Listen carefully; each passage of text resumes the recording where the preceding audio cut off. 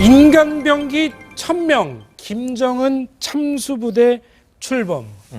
자, 이번에는 북한 소식 한번 짚어보도록 하겠습니다. 잠시 후에 신인균 자주국방 대표 모시도록 하겠고요. 최영일 대표님, 네.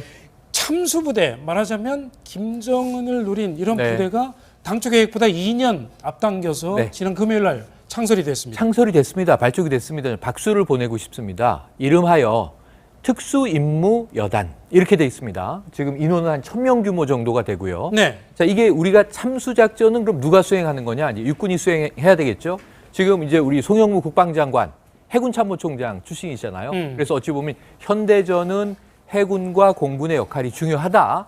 그런데 육군이 가장 병력이 많습니다. 네. 보병 중심으로 우리는 그동안 너무 수적으로 머릿수에만 집착을 해서 북한과 우리의 전력 비교를 해왔던 것 같은데요. 우리나라에 지금 처해 있는 한반도의 이 준전시 상황, 이것을 가정한다면 네. 정말 특수전을 제대로 수행할 수 있는 강력한 부대가 필요했던 것도 사실이에요.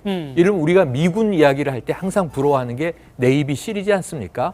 네이비실이고 혹은 델타포스고 이런 이제 특수한 일들을 수행하는 아주 초강력 부대들을 많이 이제 영화 속에서도 보고 부러워했는데요. 이제 우리 육군도 참수작전은 수행할 수 있는 최근에 관심이 된 임무 중에 하나일 뿐이고 이 한반도 내에서 네. 매우 다양한 조건에서 전천후로 임무를 완수할 수 있는 강력한 부대가 그렇군요. 특수임무여단으로 창설됐다. 신 대표님이 나오셨지만 네. 일단 저는 개인적으로 박수를 보냅니다. 잘 됐으면 네. 좋겠습니다. 네, 지금부터 이종근 데일리안 논설실장 그리고 신인균 자주국방 네트워크 대표와 함께하겠습니다. 어서 오십시오. 안녕하세요. 네, 신 대표님. 네. 이번에 참수부대가 창설이 됐는데 미 해군 특수부대인 네이비실을 모델로 하고 있어요. 그런데 이게 빈 라덴 사살에 참가했던 그 부대를 말하는 게 맞죠? 이제 네이비실 중에서도 이제 특수한 임무를 한 팀이 있어요. 그걸 네. 데브그루라고 하는데 그 데브그루가 바로 오사마 빈 라덴 사살 작전을 직접 이제 수행을 했던 부대고 지금 화면에 나오고 있는데 저희 이제 네이비실들이 그 강한으로 침투하는 그런 무장들이고 네.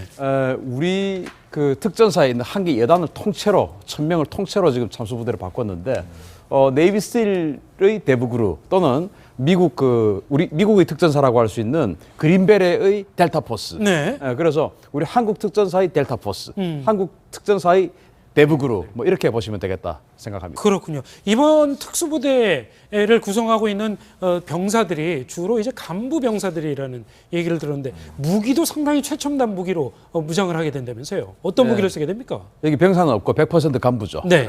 전부 이제 부사관들, 네. 장교들로 이루어진 간부들이고 무기들 중에서 사실은 아직은 뭐 지급이 안 됐습니다. 왜냐하면 우리 국가 예산이라는 시스템이 있기 때문에 네. 아마도 내년 1월부터 불과 한 달 후부터는 이제 도입이 시작될 것으로 보이는데 일단 침투 장비가 중요해요. 일단 북한으로 뭐 들어가야 되지 않겠습니까? 네. 근데 지금 기존에 있는 헬리콥터라든지 뭐 이런 수송 수단으로는 아주 초저공 비행을 할 수가 없습니다. 그래서 그런 지형 추적, 그러니까 지형을 다 보면서 레이더로 그냥 자동 항법으로 네. 초저공 비행을 해서 들어갈 수 있는 그런 항공, 그 헬리콥터, 수송기 이런 걸 이제 도입을 할 예정이고 네. 제일 중요한 게 개인 확인입니다.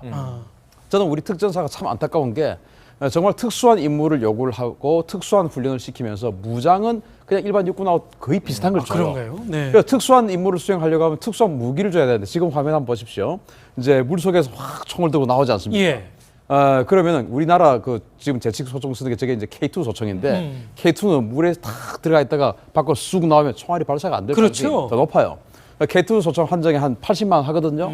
그러면은 지금 뭐 사실 저건 완전 그 쇼라고 저는 생각을 하는데 네. 총알이 안 나갈 가능성이 높습니다. 그런데 김정은 참수하러 가가지고 막상 앞에 갔는데 총알 안 나가면 어떻게 됩니까? 네. 큰일 나는 것이죠. 그래서 물속에서뿐만 아니고 뭐 침투를 하다 보면 뻘 같은 거, 개펄 같은 거, 뭐 그런 것도 막 들어갈 수 있지 않습니까? 네. 어떠한 상황에서도 총알이 발사되는 총이 있습니다. 그럼 우리 지금 수중에서 쏠 수 있는 개인 확인은 지급이 안 돼 있습니까? 없습니다. 아, 그렇군요. 예, 그래서 과거에 이제 한 몇 년 전에 모 특전 사령관이 최소한 한 개 팀이 한정 정도는 그런 게 있어야 되지 않느냐 해가지고 이제 전원은 힘들고 한 개 팀이 한정 정도 보급해 주는 이제 목표로 쭉 진행해 왔었는데 이 참수부대는 전원다 이제 그런 소총. 그런 소총은 한정당 스카라고 하는 소총인데 네. 한정당 800만 원이에요. 아. 10배죠 K2보다. 네. 그런 걸 다 지급해주고 그리고 이제 40mm 유탄 발사기가 있는데 수류탄보다 더 강하죠. 그걸 리볼버식으로 유견발로 쾅쾅쾅쾅 쏠 수 있는 네. 그런 개인. 6발 연속 쏠 수 그렇죠. 예, 그런 것도 지급해주고 뭐 그런 계획이 다 되어 있습니다. 네. 참수부대라고 하면 과거에 실미도 공작원이 생각이 나거든요. 그때와 지금 다른 점이 무엇입니까? 엄청나게 많이 다르겠죠. 그때 이제 그 신미도 특파부대는 사실상 일시적으로 만든 부대고 또 그 구성원들이 우리의 어떤 정예 부대원 출신들도 아니었고 단지 그 당시에 그 전에 이제 이 김신조 뭐 그 난파 간첩 사건에 대응해서 복수를 하겠다라는 그런 어떤 그 목표 아래 일시적으로 만든 부대였거든요. 그렇기 때문에 그 후에도 뭐 영화도 됐지만 그 부대가 지속 가능하지 않았습니다. 그런데 네. 이번 부대는 공식적인 우리나라의 정예 부대를 만들고 지속 가능한 어떤 그런 활동을 할 수 있게끔 보장을 하는 것이죠. 네. 그래서 아까 뭐 말씀하셨지만 부사관급 이상의 간부로 되고 그다음에 이 명칭이 저는 조금 좀 잘못됐다고 생각하는 게 참수 부대다 하는데 참수는 하나 어떤 여러 가지 목적 중에 하나거든요. 네. 특수전이라는 건 임무라는 건 여러 가지가 있습니다. 그렇겠죠. 이를테면 뭐 북한에 가서 이 핵이라든지 이런 어떤 부분들을 도려내서 그것들을 뭐 폭파시킨다든지 하는 의무까지 다 포함된 특수전이기 때문에 네. 이것 자체가 뭐 이름은 아마도 다른 어떤 뭐 명칭이 붙을 것 같긴 하지만 그럼에도 불구하고 이 부대만큼은 계속 지속 가능한 어떤 부대로 창설을 하겠다라는 것이 이미 오래전부터 계획은 있었어요. 그런데 이제 완전히 뭐 한 1년 정도 빨리 지금 이렇게 창설한 셈이 됐습니다. 네. 그러니까 말씀하신 대로 지금 참수부대는 우리가 부르는 별명이지 참수작전도 수행할 수 있다 이거지. 지금 육군이 부르고 있는 것은 특수임무여단입니다. 현재까지는. 여기에 대해서 앞으로 전 약칭이 붙을 거라고 생각이 되는데 네. 미국의 네이비 실 하지만 이 실이라는 말도 약칭이거든요. 뭐냐면 sea, air, and land. 네. 그래서 바다에서나 항공에서나 육지에서나 전천후로 임무 수행이 가능하다. 이만큼 강력하게 훈련된 부대다라는 의미이기 때문에 네. 우리 특수임무여단에 또 국민들이 부르기 좋은 애칭이 붙어서 정말 우리나라 하면 이거다. 아까 그린벨의 그렇군요. 델타포스 뭐 영화화도 돼 있고요. 심지어 또 이제 뭐 이 네이비실이나 델타포스 외에도 우리가 뭐 영국 하면 이제 SAS 떠올리고 또 이제 우리가 뭐 이스라엘 하면 모사드 떠올리지 않습니까? 네. 특수 임무를 하는 그러니까 레인보우 식스 같은 것도 게임으로도 지금 젊은이들한테 유행이거든요. 그러니까 제가 보기에는 대한민국에서 가장 강력한 떨어진 임무는 무엇이든 어느 적진에서든 수행할 수 있는 부대 앞으로 좀 국민들의 사랑을 받을 텐데요. 일단은 가장 1년 정도 기간을 두고 훈련을 하겠다는 게 송 장관의 이제 발표인데 네. 좀 빠르게 강한 군대가 빨리 우리 국민들에게 좀 선을 보였으면 싶습니다. 그렇군요. 송영무 국방부 장관은 지난 9월 국회에 출석해서 참수작전이 가능하냐 이런 질문을 받았었는데요. 이렇게 대답을 했습니다. 들어보시죠. 한미연합전력으로 김정은 지휘부와 북한 전쟁 지도부, 북한 핵미사일을 타격할 수 있는 참수작전이 지금 당장 가능합니까? 지금은 완벽하게 갖춰지지 않고 개념을 정립 중에 있는데 금년 12월 1일부로 부대를 창설해서 전력화시킬 예정입니다. 예, 전력화시키면 그 능력을 갖추는 데는 어느 정도 걸린다고 생각하십니까? 그 이동 수단이라든지 훈련 소요를 고려할 때는 한 1년 내외는 더 소요되지 않을까. 이렇게 예, 판단합니다. 그러면 내년 말 정도에는 예, 어떤 참수작전 능력을 구비할 수 있겠다. 이렇게 예, 그렇게 전망합니다. 네, 최고 기밀을 요하는 작전인데 너무 공개적으로 우리가 얘기하는 거 아니냐 이런 지적도 나오거든요. 어떻게 보시나요? 뭐 일단 대한민국이 그런 나라이기 때문에 어쩔 수 없습니다. 예, 국회의원이 물어보는데 답을 안 할 수가 없고요. 네. 두 번째는 이런 것도 하나의 심리전이라고 봅니다. 김정은이 이제 이 소식을 듣고 나서 어떻게 했냐면은 김정은을 호위하는 그 보위사령부 요원이 그 경호부대죠. 2개 여단이었습니다. 2개 여단. 그러니까 뭐 1개 사단 조금 안 되는 그런 규모였는데 네. 이 보도가 나가고 나니까 김정은 그 경호부대가 5개 사단으로 늘어났어요. 그렇다는 것은 북한군은 그대로인데 5개 사단을 늘렸으니까 최정예 그 군인들 중에서 한 5만 명을 뽑아서 평양을 이제 김정은을 호위하는 것이죠. 그러면은 그만큼 전방에 우리를 전면 공격할 수 있는 전방 지역의 공격력이 좀 무뎌졌다. 네. 우리는 1000명을 훈련을 시켰더니 북한군은 김정은을 호위하기 위해서 5만 명을 지금 어딘가에서 뽑아서 지금 호위하고 있다 하는 그런 어떤 그 억제력도 되고요. 마찬가지로 북한도 뭐 미사일 한 방 쏘니까 우리 엄청나게 MD 시스템, 뭐 탐지 시스템 막 하지 않습니까? 똑같은 식으로 우리도 이렇게 북한에게 심리전을 하는 것이고, 두 번째는 이제 송영무 장관이 이제 뭐 내년 연말쯤 되면 되지 않겠느냐라고 이야기를 했는데, 지금 12월 1일 날, 즉 그저께 창설을 했기 때문에 지금부터 한다가 아니에요. 사실은 지난 1년 동안 쭉 해왔었습니다. 쭉 해왔고, 이제 이 정도면 좀 됐다라고 한 게 바로 12월 1일이었고, 네. 지금부터 이제 1월 달부터는 무기를 본격적으로, 지금까지 거의 뭐 체력이나 전술훈련을 다 해왔고요. 앞으로 이제 무기를 지급해주면 그 무장을 가지고 직접적으로 침투하고 정말로 이제 제대로 된 훈련을 앞으로 쭉 1년 정도 하고, 그러면서 이제 내년 하반기쯤 되면 아까 말씀드린 헬기나 수송기 같은 아주 첨단의 그런 이동수단, 사실 제일 중요한 게 이동수단이거든요. 그렇죠. 예, 그래서 그런 것들이 내년 연말쯤 하반기쯤 되면 완성이 될 것이다. 그렇군요. 라는 게 이제 송 장관의 전망이죠. 자, 우리가 이렇게 참수부대를 만들고 있다는 소식에 김정은은 긴장을 하지 않을 수밖에 없을 것 같습니다. 지난 금요일 노동신문 이렇게 민감한 반응을 보이기도 했습니다. 최고 수뇌부를 노린 특수임무여단 편성 노름은 사실상 우리에 대한 노골적인 선전포고다. 이런 논평을 내놓기도 했습니다. 우리가 참수부대를 만들고 있는 이런 와중에 김정은은 어디에서 무엇을 하고 있을까요? 북한이 화성 15형을 쏠 무렵 김정은은 자동차 공장과 매기 양식장을 둘러보며 민생 시찰을 다녔습니다. 그런데 알고 보니 이 민생 시찰이 바로 미사일 행보였던 것으로 밝혀졌습니다. 화면으로 한번 만나보시죠.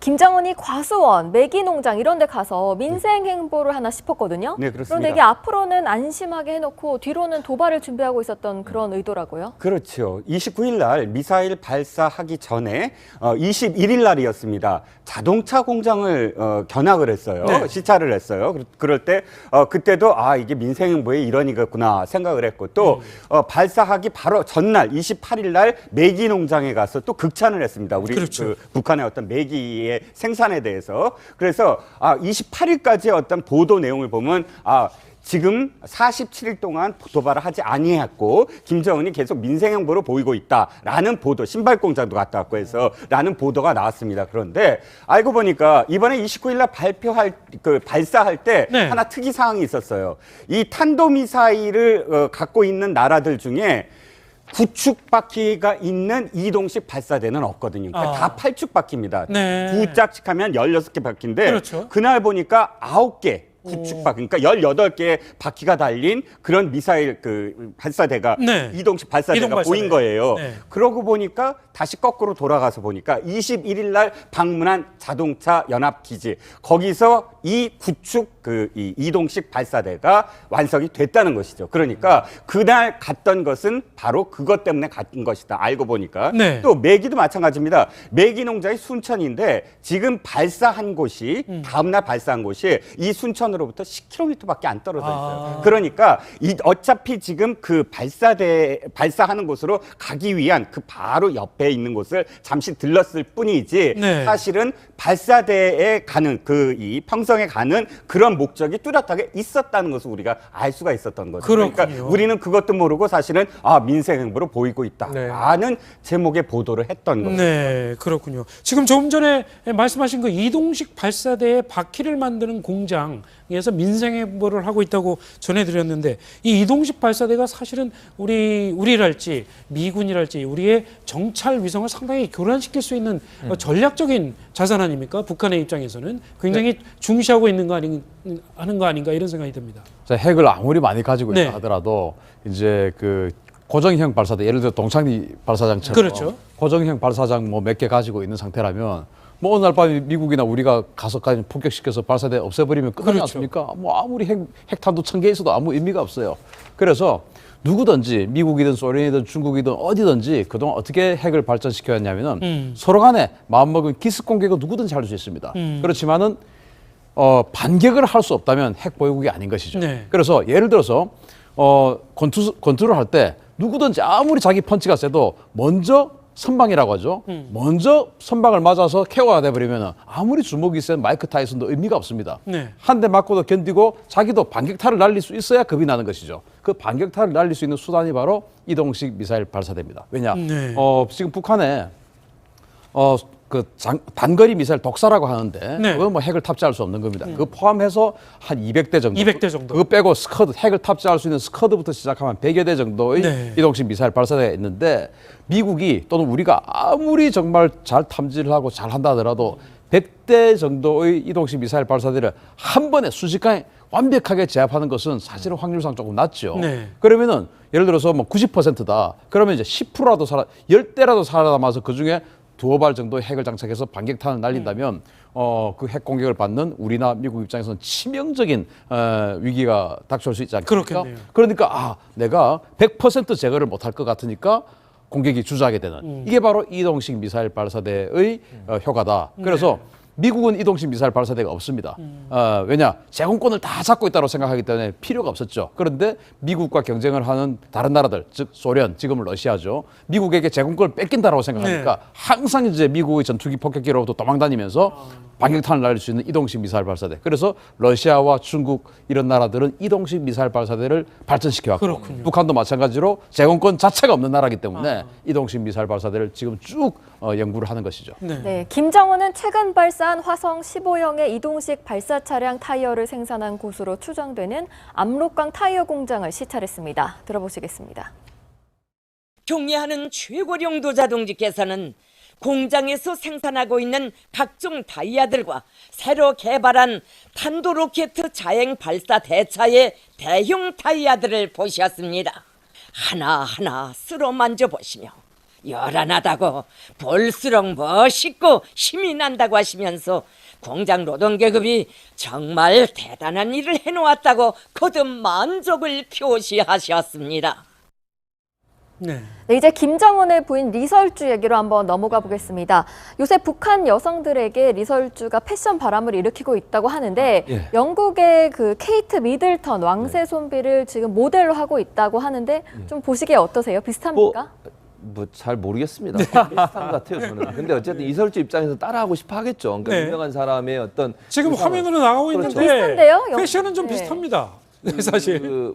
이제 노 코멘트 하겠습니다. 어쨌든 그러나 이제 옷은 비슷하게 입는 건데 패션은 비슷한 사실은 이제 옷을 누가 입느냐가 중요한 거 아니겠습니까? 그런 차원에서 본다면 약간의 차이가 있다고 보여지는데 이설주 입장에서는 저런 명품들을 입음으로써 본인이 어쨌든 그 북한에서의 퍼스트 레이드라고 하는 부분을 좀 표현하고 싶은 거 아니겠습니까? 네. 그 주민들은 저런 이설주의 모습을 보고 따라하기도 하고요. 근데 이설주의 패션을 보면요. 처음에 김정은가 나타났을 때만 해도 일반적으로 북한에서 많이 입는 검은색 투피스 지금 저런 옷만 입고 왔거든요. 일반적인 옷을 입고 나왔다가 시간이 지나면서 조금씩 짧아지고 치마의 길이도 네. 또 명품을 입고 명품 가방도 들고 다니고 이런 모습을 보여주는 걸 보면 아마 처음에는 북한 주민들의 어떤 이미지나 이런 것들을 의식해서 처음에는 일반적인 모습을 보여주다가 이제 조금씩 김정은의 어떤 태도도 그렇고 이설주의 태도도 바뀌고 있는 게 아닌가 하는 생각이 듭니다. 네. 그게 이제 북한의 일반 주민들, 젊은 여성들 같은 경우는 이설주의 저런 모습만 볼 수 있는 거 아니겠습니까? 지금 외국인들에 대해서 자세히 볼 수 없는 상황에서 이설주의 저런 패션 자체가 선풍적인 인기를 끌 수밖에 없죠. 그렇죠. 그래서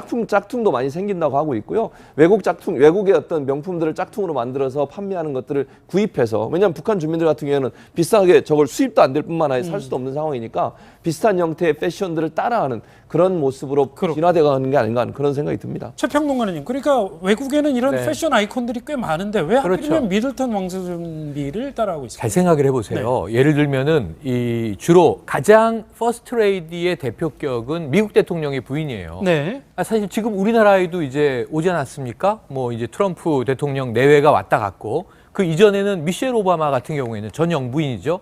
굉장히 패션 아이콘으로 떠올랐었는데 만약 조금이라도 비슷하다. 네. 그러면 저는 비난의 대상이 될 거예요. 북한에서는. 왜 미제의 흉내를 내고 있는 셈이 되잖아요. 그러니까 가장 안전하고 좋은 게 뭐냐면 지금 리설주는 왕족이 되고 싶은 겁니다.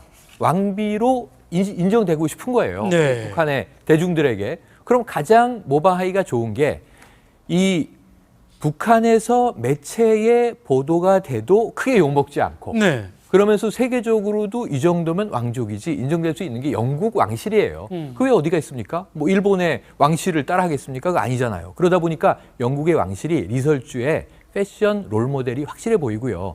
이 미들턴 왕세 좀비 외에도 이제 해리 왕자가 결혼했습니다. 네. 앞으로 제가 관측하기에는 최진봉 교수님과 다르게 제가 보기에는 패션이 쏙 빼닮았어요. 아. 미들턴 벤치마킹이 맞는 것 같다. 네. 앞으로는 그러면 이제 해리 왕자의 왕세자비도 할 거고, 그리고 조금 고상한 분위기는 제가 보기엔 이미 사망했지만 다이애나 황태자비는 아직도 아이콘이기 때문에 그렇죠. 이런 것들을 계속 모방할 가능성이 높으면서 북한에서 나는 왕비다. 그러니까 이제 나는 이 왕세손이다. 뭐 이런 것들을 계속 강조하기 위한 패션 코디네이션은 계속 이어지지 않겠는가 관측을 해봅니다. 네, 신 대표님. 네, 참고로 뭐 멜라니아 여사는 도저히 따라할 수 없는 캐릭터고요. 네. 그런데 이 그 미들턴 같은 경우는 북한은 영국하고 대사급 외교를 하고 있습니다. 그렇죠. 그렇기 때문에 북한의 언론에 노출될 가능성도 있고 영국 그 여왕 또는 뭐 공주 또는 뭐 이런 그 왕족들을 따라한다는 것은 네. 대사급 외교를 하고 있기 때문에 딱히 공격의 대상이 아닐 수가 있는 그렇군요. 그런 상황이기 때문에 좀 따라하지 않나 생각합니다. 네. 네, 마지막으로 짚어볼 북한 소식은 귀순병사 오청성 씨 얘기입니다.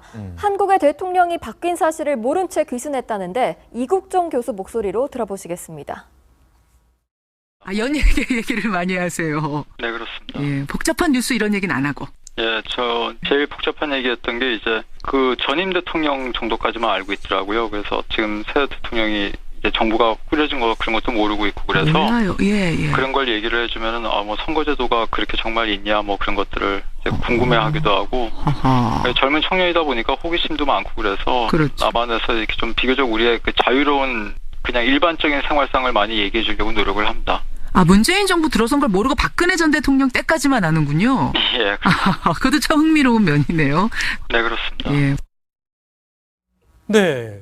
지금 말씀 들어보면은 말이죠. 이 저희 채널 A가 단독으로 보도를 해드렸습니다만은 북한 고위 장교급 아들로 알려져 있는데 이렇게 한국의 대통령이 바뀐 것도 모르고 뭐 상당히 저 위장에는 영양 상태가 좀 결핍돼 있는 걸로 보이고 좀 미스테리한 점이 많은 것 같습니다. 어떻게 보십니까? 일단 이제 최전방에 있는 네. 사람이죠. 뭐 JSA는 완전히 어떤 전투부대하고는 조금 관계는 없지만 어쨌든 최전방에 있고 북한은 기본적으로 입대를 하면 10년입니다. 네. 그래서 이제 이 오청성 씨도 지금 8년 차가 된 사람이기 때문에 사회와는 거의 단절이 돼 있는데 자신이 듣는 것은 이제 우리가 대북 심리전 하는 방송들 주로 이제 노래들이 나가죠. 네. 그리고 아직 25살의 젊은이입니다. 그러니까 자기가 듣고 싶은 것을 많이 듣죠.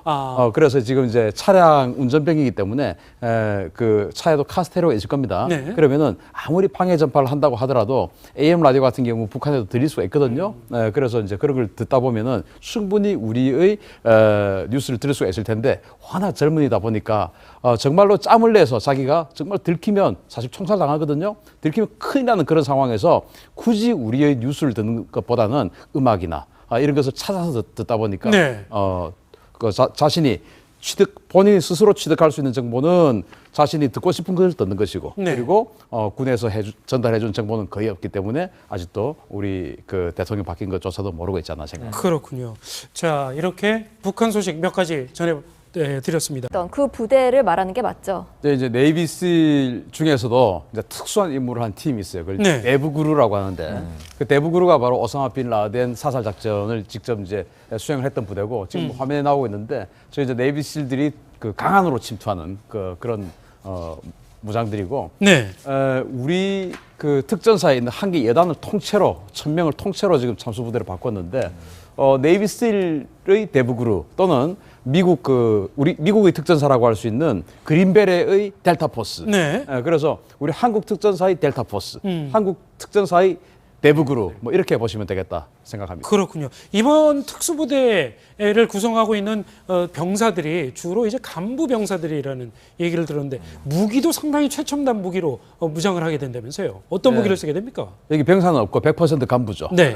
전부 이제 부사관들, 네. 장교들로 이루어진 간부들이고 무기들 중에서 사실은 아직은 뭐 지급이 안 됐습니다. 왜냐하면 우리 국가 예산이라는 시스템이 있기 때문에 네. 아마도 내년 1월부터 불과 한 달 후부터는 이제 도입이 시작될 것으로 보이는데 일단 침투 장비가 중요해요. 아. 일단 북한으로 뭐 들어가야 되지 않겠습니까? 네. 근데 지금 기존에 있는 헬리콥터라든지 뭐 이런 수송 수단으로는 아주 초저공 비행을 할 수가 없습니다. 그래서 그런 지형 추적, 그러니까 지형을 다 보면서 레이더로 그냥 자동 항법으로 네. 초저공 비행을 해서 들어갈 수 있는 그런 항공, 그 헬리콥터, 수송기 이런 걸 이제 도입을 할 예정이고 네. 제일 중요한 게 개인 확인입니다. 아.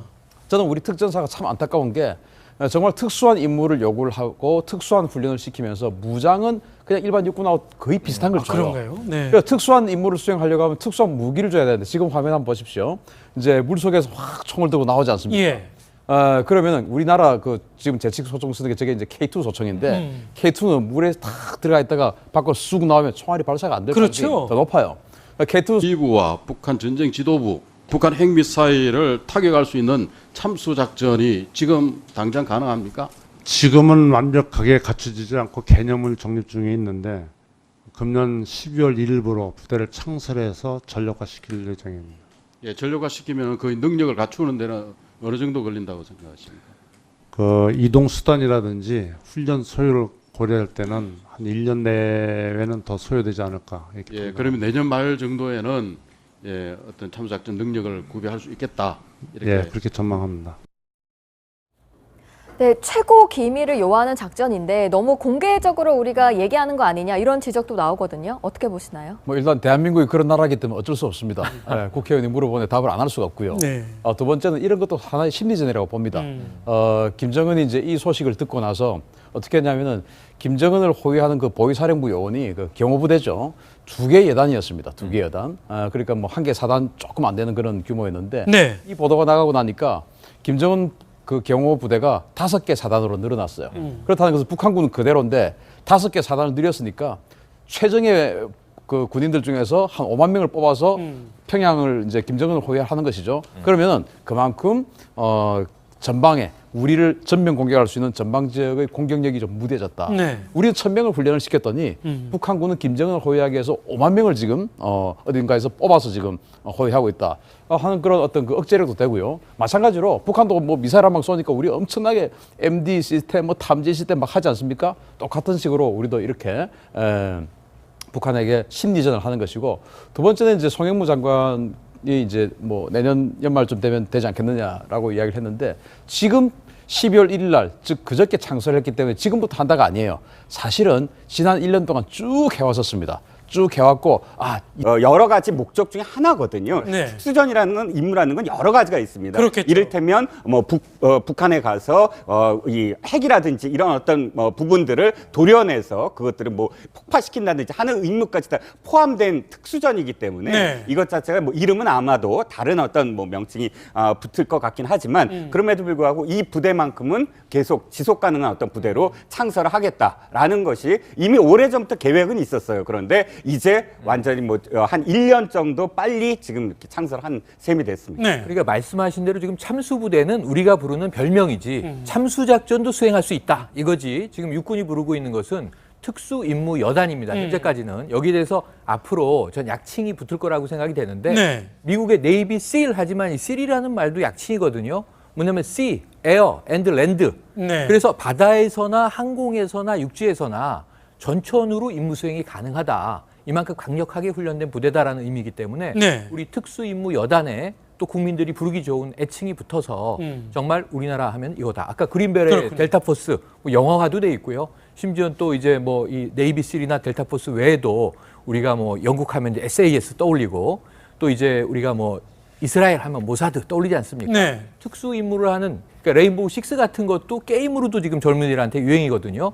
그러니까 제가 보기에는 대한민국에서 가장 강력한 떨어진 임무는 무엇이든 어느 적진에서든 수행할 수 있는 부대, 앞으로 좀 국민들의 사랑을 받을 텐데요. 일단은 가장 1년 정도 기간을 두고 훈련을 하겠다는 게 송 장관의 이제 발표인데 네. 좀 빠르게 강한 군대가 빨리 우리 국민들에게 좀 선을 보였으면 싶습니다. 그렇군요. 송영무 국방부 장관은 지난 9월 국회에 출석해서 참수작전이 가능하냐 이런 질문을 받았었는데요. 이렇게 대답을 했습니다. 들어보시죠.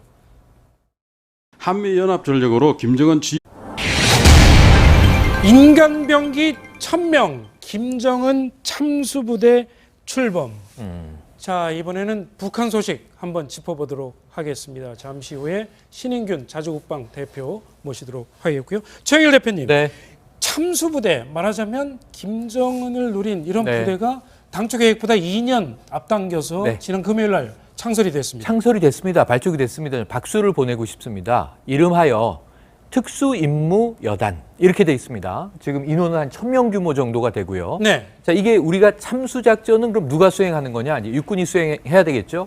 지금 이제 우리 송영무 국방장관 해군참모총장 출신이잖아요. 그래서 어찌 보면 현대전은 해군과 공군의 역할이 중요하다. 그런데 육군이 가장 병력이 많습니다. 네. 보병 중심으로 우리는 그동안 너무 수적으로 머릿수에만 집착을 해서 북한과 우리의 전력 비교를 해왔던 것 같은데요. 우리나라에 지금 처해 있는 한반도의 이 준전시 상황 이것을 가정한다면 네. 정말 특수전을 제대로 수행할 수 있는 강력한 부대가 필요했던 것도 사실이에요. 이런 우리가 미군 이야기를 할 때 항상 부러워하는 게 네이비실이지 않습니까? 네이비실이고 혹은 델타포스고 이런 이제 특수한 일들을 수행하는 아주 초강력 부대들을 많이 이제 영화 속에서도 보고 부러워했는데요. 이제 우리 육군도 참수작전은 수행할 수 있는 최근에 관심이 된 임무 중에 하나일 뿐이고 이 한반도 내에서 네. 매우 다양한 조건에서 전천후로 임무를 완수할 수 있는 강력한 부대가 그렇군요. 특수임무여단으로 창설됐다. 신 대표님이 나오셨지만 네. 일단 저는 개인적으로 박수를 보냅니다. 잘 네. 됐으면 좋겠습니다. 네, 지금부터 이종곤 데일리안 논설실장 그리고 신인균 자주국방 네트워크 대표와 함께하겠습니다. 어서 오십시오. 안녕하세요. 네, 신 대표님. 네. 이번에 참수부대가 창설이 됐는데 미 해군 특수부대인 네이비실을 모델로 하고 있어요. 그런데 이게 빈 라덴 사살에 참가했던 초청 한정에 한 80만 원 하거든요. 그러면은 지금 뭐 사실적으로 완전 뭐 그 쇼라고 저는 생각을 하는데 네. 총알이 안 나갈 가능성이 높습니다. 그런데 김정은 참수하러 가가지고 막상 앞에 갔는데 총알 안 나가면 어떻게 됩니까? 네. 큰일 나는 것이죠. 그래서 물속에서뿐만 아니고 뭐 침투를 하다 보면 뻘 같은 거, 개펄 같은 거, 뭐 그런 것도 막 들어갈 수 있지 않습니까? 네. 어떠한 상황에서도 총알이 발사되는 총이 있습니다. 그럼 우리 지금 수중에서 쏠 수 있는 개인화 기기는 지급이 안 돼 있습니까? 없습니다. 아, 그렇군요. 예, 그래서 과거에 이제 한 몇 년 전에 모 특전 사령관이 최소한 한 개 팀에 한정 정도는 그런 게 있어야 되지 않느냐 네. 해가지고 이제 전원은 힘들고 한 개 팀에 한정 정도 보급해 주는 이제 목표로 쭉 진행해 왔었는데 이 참수부대는 전원 다 이제 그런 소총은 한정당 스카라고 하는 소총인데 네. 한정당 800만 원이에요. 아. 10배죠 K2보다. 네. 이제 그런 걸 다 지급해주고 그리고 이제 40mm 유탄 발사기가 있는데 수류탄보다 더 강하죠. 그걸 리볼버식으로 유견발로 쾅쾅쾅쾅 쏠 수 있는 네. 그런 개인 6발 연속 쏠 수 그렇죠. 예, 그런 것도 지급해주고 뭐 그런 계획이 다 되어 있습니다. 네. 참수부대라고 하면 과거에 실미도 공작원이 생각이 나거든요. 그때와 지금 다른 점이 무엇입니까? 엄청나게 많이 다르겠죠. 그때 이제 그 신미도 특파부대는 사실상 일시적으로 만든 부대고 또 그 구성원들이 우리의 어떤 정예 부대원 출신들도 아니었고 단지 그 당시에 그 전에 이제 이 김신조 뭐 그 난파 간첩 사건에 대응해서 복수를 하겠다라는 그런 어떤 그 목표 아래 일시적으로 만든 부대였거든요. 그렇기 때문에 그 후에도 뭐 영화도 됐지만 그 부대가 지속 가능하지 않았습니다. 그런데 네. 이번 부대는 공식적인 우리나라의 정예 부대를 만들고 지속 가능한 어떤 그런 활동을 할 수 있게끔 보장을 하는 것이죠. 네. 그래서 아까 뭐 말씀하셨지만 부사관급 이상의 간부로 되고 그 다음에 이 명칭이 저는 조금 좀 잘못됐다고 생각하는 게 참수 부대다 하는데 참수는 하나의 어떤